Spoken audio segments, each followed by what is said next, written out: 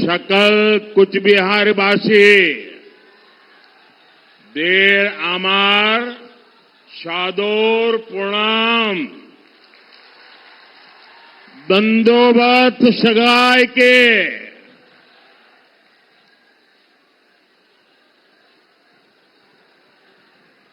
मेरे साथ बोलिए भारत माता की, भारत माता की। मैं मदन मोहन ठाकुर जी और बोरो देवी को पूरी श्रद्धा से नमन करता हूं। आज यहां कूच बिहार के साथ साथ अलीपुर द्वार से भी इतनी बड़ी संख्या में आप लोग आए हैं। विशेष रूप से माताएं, बहनें, बेटियां इतनी विशाल संख्या में हमें आशीर्वाद देने पहुंची है। आपका यही आशीर्वाद जिसके कारण पूरा देश कह रहा है फिर एक बार, फिर एक बार, फिर एक बार, एक बार आभार, एक बार आभार, एक बार आभार। भाइयों और बहनों, मैं अभी हेलीकॉप्टर से यहां जो बाय रोड आ रहा था, पूरे रास्ते भर ऐसा एक लग रहा था जैसे बड़ा रोड शो हो रहा है। ये आपका प्यार मेरे सर आंखों पर है। आज मैं सबसे पहले बंगाल की मुख्यमंत्री ममता दीदी का आभार व्यक्त करना चाहता हूं,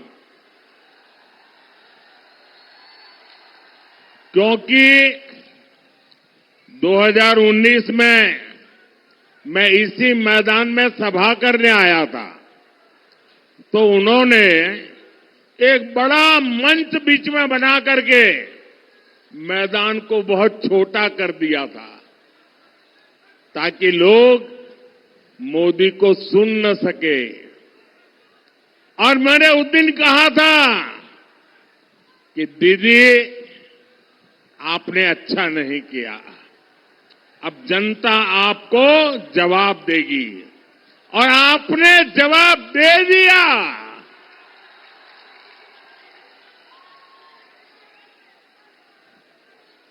लेकिन आज उन्होंने ऐसा कुछ भी नहीं किया, मैदान खुला रखा, तो मुझे आप सबके दर्शन करने का सौभाग्य मिला। आपका दर्शन करके आज मेरा जीवन धन्य हो गया, और इसलिए मैं बंगाल सरकार को कोई रुकावट न करने देने के लिए जरूर आभार व्यक्त करता हूं। भाइयों और बहनों, 21वीं सदी का ये समय भारत के लिए बहुत अहम है। ये समय विकसित भारत बनाने का है, और जब भारत विकसित होगा तो बंगाल उसका बहुत बड़ा लाभार्थी होगा। बंगाल के मेरे भाई बहन उसके सबसे बड़े लाभार्थी होंगे। ये समय महाराजा नरनारायण, वीर चिल्ला रॉय और ठाकुर पंचानन वर्मा जैसे महान सपूतों के सपनों को पूरा करने का समय है। और इसलिए 19 अप्रैल को जब आप मतदान केंद्र पर वोट डालने जाएंगे तो इस बात को बराबर याद रखिएगा और हम याद रखें, ये देश का चुनाव है, पूरे हिंदुस्तान का चुनाव है। ये देश को दुनिया की तीसरी बड़ी आर्थिक ताकत बनाने का चुनाव है और इसलिए दिल्ली में कोई कमजोर सरकार नहीं, बल्कि स्थिर और मजबूत सरकार जरूरी है। आप मुझे बताइए, क्या देश को दुनिया की तीसरी बड़ी आर्थिक शक्ति बनाना चाहिए कि नहीं बनाना चाहिए? बनाना चाहिए कि नहीं बनाना चाहिए? इसके लिए मजबूत सरकार चाहिए कि नहीं चाहिए? मोदी मजबूत सरकार देता है कि नहीं देता है? आगे भी देगा कि नहीं देगा? और इसलिए देश की सरकार बनानी है, मजबूत सरकार बनानी है, काम करने वाली सरकार बनानी है। साथियों, आजादी के बाद हमारे देश में 6-7 दशक तक लोगों ने केंद्र सरकार में सिर्फ और सिर्फ कांग्रेस का मॉडल देखा। अब पहली बार देश ने बीते 10 साल में पूर्ण बहुमत वाली बीजेपी सरकार का मॉडल देखा है। आज दुनिया कहती है कि मोदी मजबूत नेता है। दुनिया कहती है मोदी कड़े और बड़े फैसले लेने वाला नेता है। लेकिन मेरे भाइयों बहनों, मैं तो हाथ जोड़ के यही कहूंगा, बड़ी विनम्रता से कहना चाहता हूं कि मोदी तो भारत की जनता जनार्दन का एक बहुत सामान्य सेवक है। मोदी कड़े और बड़े फैसले लेता है क्योंकि उसे 140 करोड़ भारतीयों के सपने पूरे करने हैं और इसलिए मोदी की गारंटी है, आपका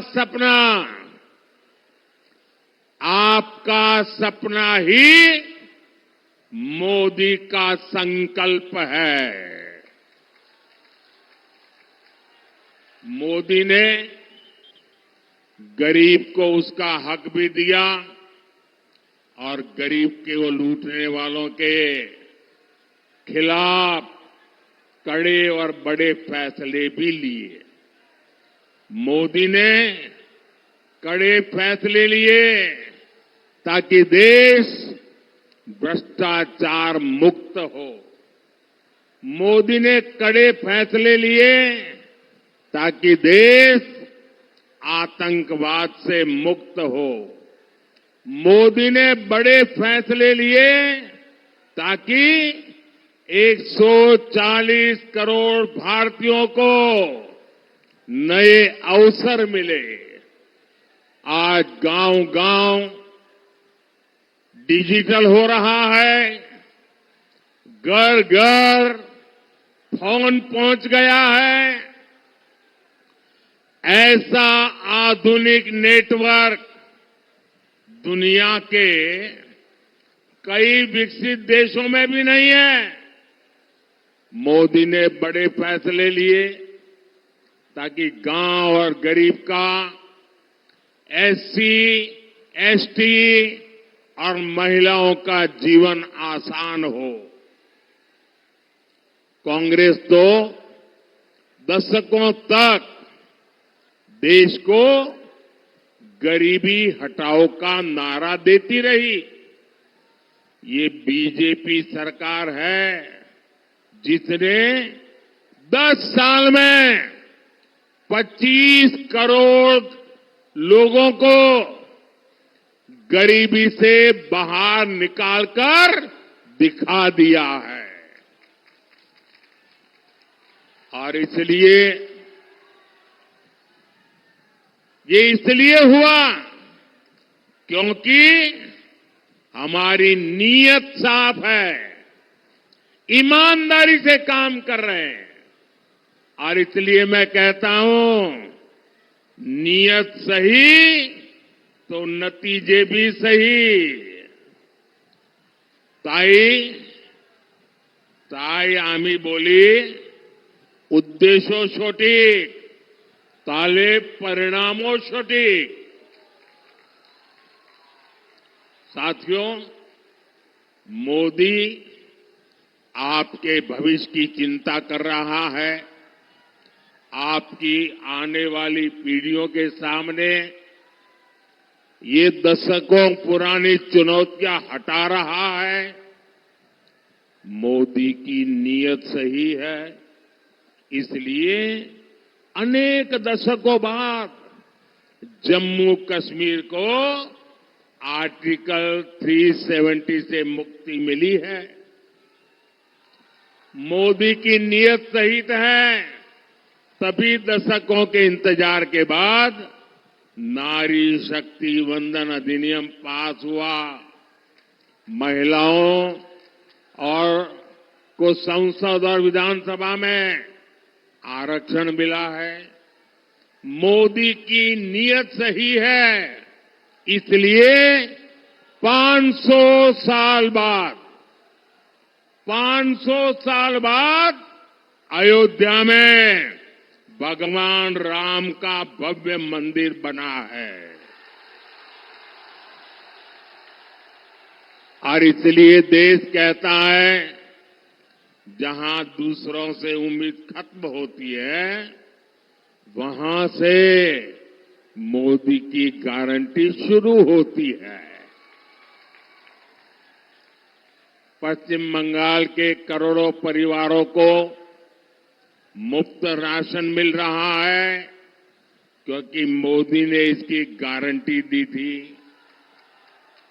यहां बंगाल के करीब 40 लाख गरीबों को पक्का घर मिला है क्योंकि मोदी ने इसकी गारंटी दी थी। पश्चिम बंगाल के करोड़ों परिवारों को पहली बार टॉयलेट मिला, बिजली मिली, गैस मिला, नल से जल कनेक्शन पहुंचा क्योंकि ये मोदी की गारंटी थी। यहां बंगाल के किसानों के खातों में हमने पीएम किसान सम्मान निधि के 8,500 करोड़ रुपए सीधे भेजे क्योंकि ये मोदी की गारंटी थी। और साथियों, 10 साल में जो विकास हुआ, बहुत बड़ी लंबी लिस्ट है। हिंदुस्तान के हर इलाके में हुआ, हिंदुस्तान के हर परिवार तक पहुंचा। बहुत कुछ हुआ है, लेकिन आप याद रखिए, ये जो 10 साल में हुआ है ना, 10 साल में जो विकास हुआ है ना, वो तो सिर्फ ट्रेलर है, ट्रेलर।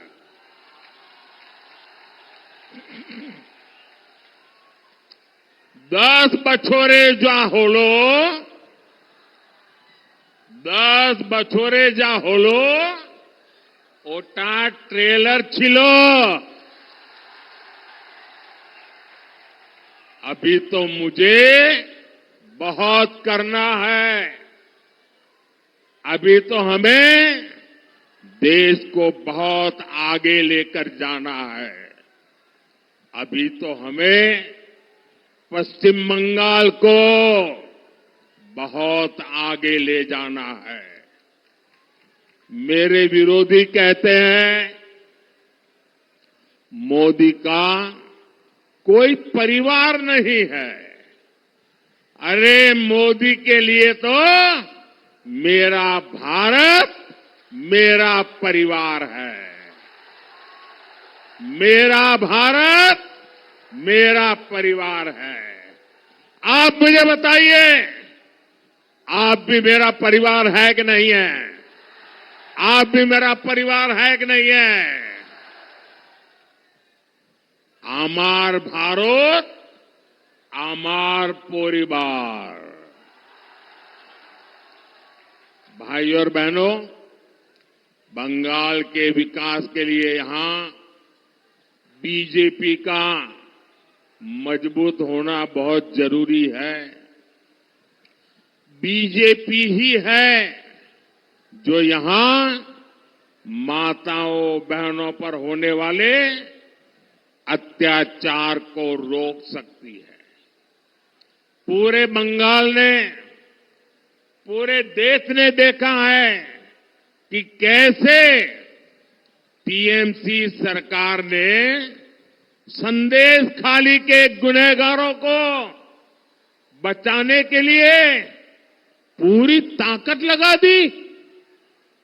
संदेश खाली की महिलाओं के साथ जो हुआ वो टीएमसी के अत्याचार की पराकाष्ठा थी। अब बीजेपी ने संकल्प लिया है कि वो संदेश खाली के दोषियों को सजा दिलवा कर ही रहेगा।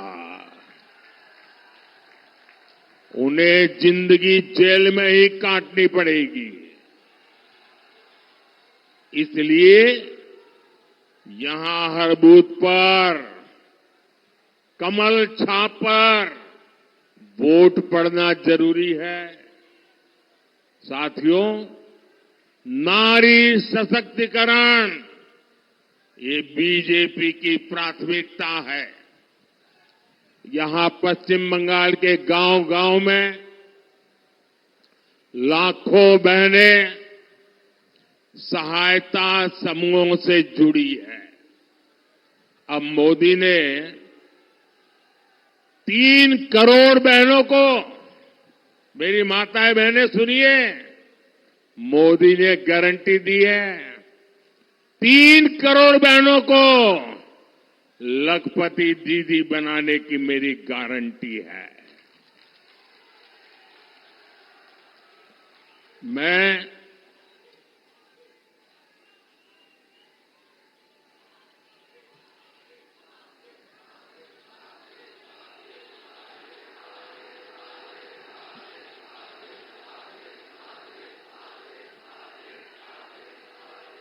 आपका ये प्यार, आपका आशीर्वाद, आपका उत्साह पूरा देश देख रहा है। ये बंगाल का मिजाज पूरा देश देख रहा है।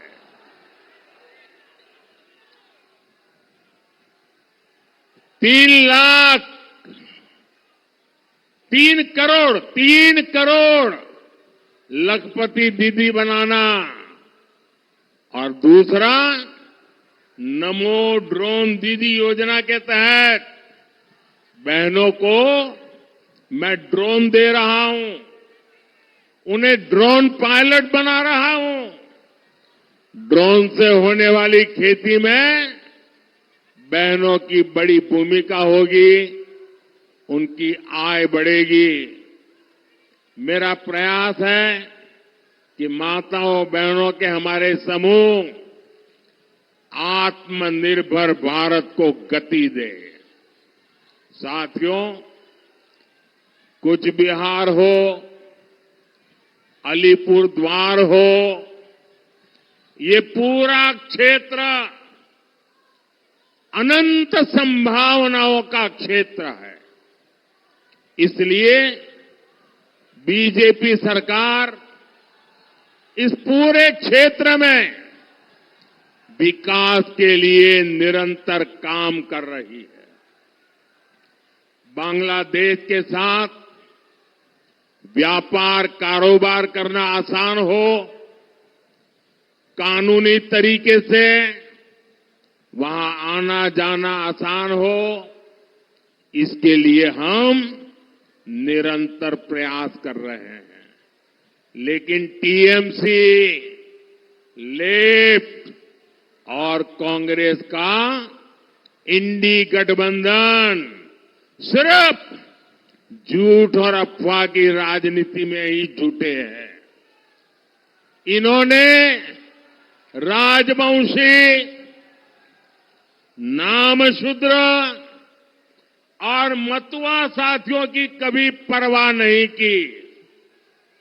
लेकिन आज जब बीजेपी सरकार सीएए लेकर आई है तो ये अफवाहें फैला रहे हैं।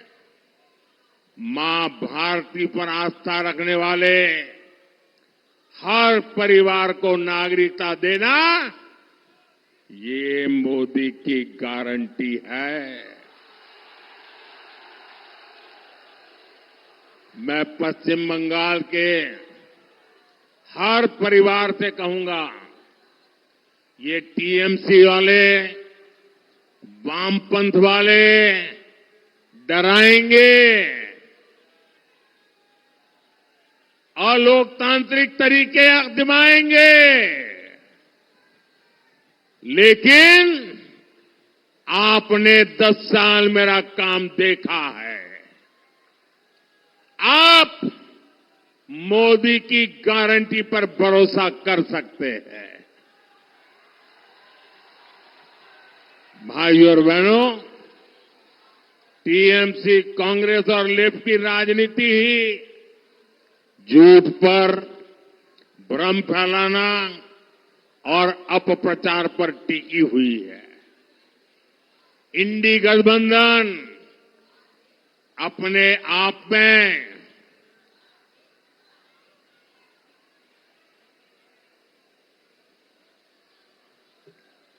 झूठ और भ्रम का प्रत्यक्ष उदाहरण है।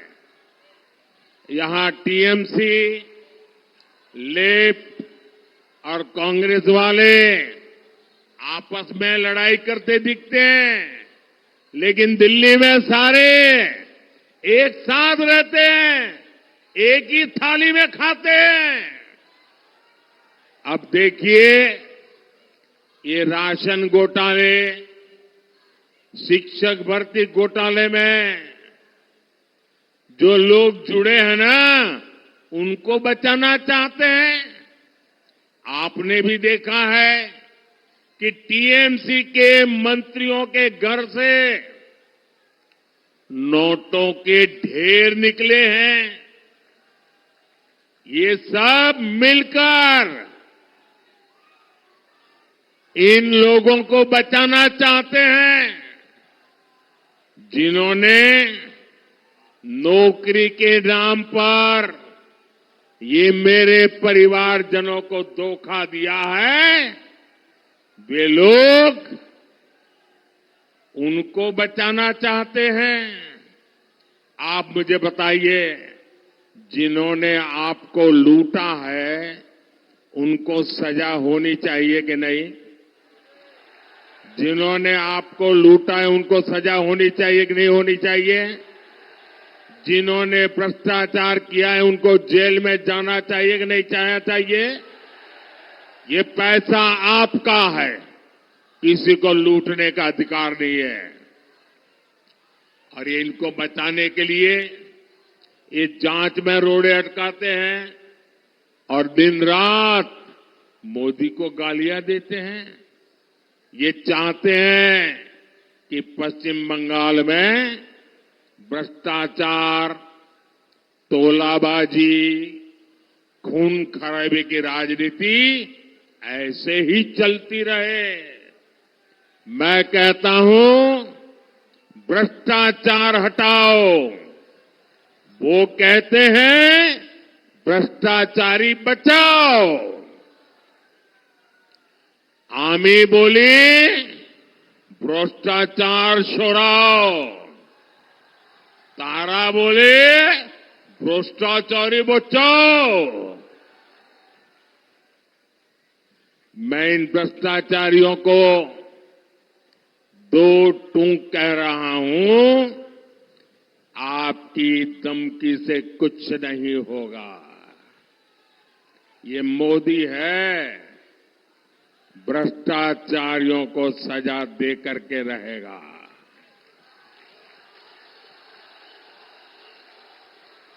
और बंगाल के मेरे भाइयों बहनों,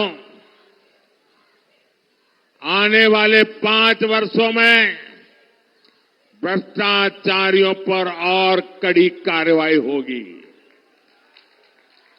भाइयों और बहनों, इन चुनावों में टीएमसी को कड़ा संदेश देना बहुत जरूरी है।